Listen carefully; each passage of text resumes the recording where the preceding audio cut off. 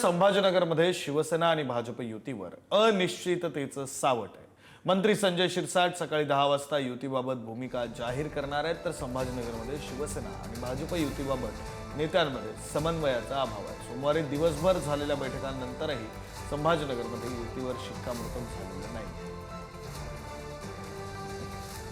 त्यांच्या मनात नेमकं काय चालू आहे हेच आम्हाला कळत नाही, म्हणून आता आम्ही दुधा मनस्थितीत आहोत।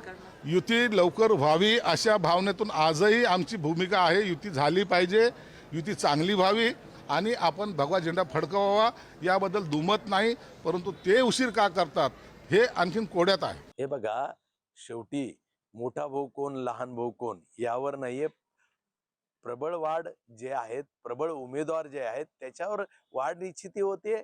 निश्चितपणे आम्ही एका ठराविक जागेच्या निश्चितीपर्यंत पोहोचलेले, त्यांच्या जागेमध्ये आणि प्रस्तावामध्ये नेहमी बदल होतोय आणि त्यामुळं त्यांचा समन्वयाचा अभाव खऱ्या अर्थानं त्या युतीतला अडथळा आहे।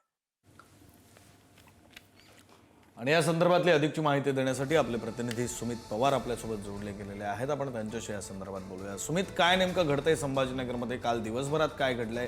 आता आज संजय शिरसाट नेमकी काय भूमिका स्पष्ट करू शकतात? काय शक्यता दिसतात? पालिका निवडणुकीसाठी शिवसेनेला अवघ्या 34 जागा देऊन स्वतःकडे भाजपने 50 जागा घेण्याचा प्रस्ताव शिवसेनेला दिला होता। यावेळी शिवसेनेच्या प्रस्तावावर त्यावेळी कसला प्रतिसाद दिला नाही, मात्र शिवसेनेकडून समन्वयाचा अभाव असल्याची टीका भाजपने केली असून महायुतीची शक्यता आता मावळल्याचं आपल्याला बघायला मिळत आहे।